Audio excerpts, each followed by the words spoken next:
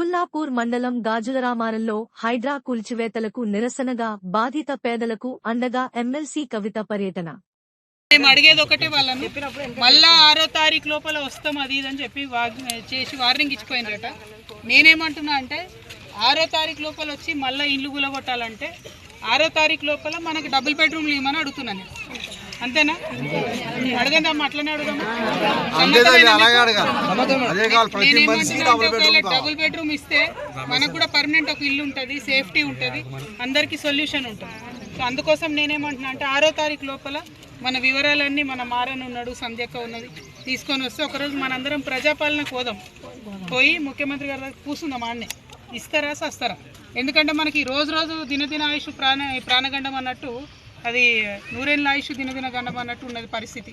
ఇక్కడ గుడిసేసుకొని ఉన్నా కూడా వచ్చి ఎప్పుడో ఒకసారి మళ్ళీ రూబా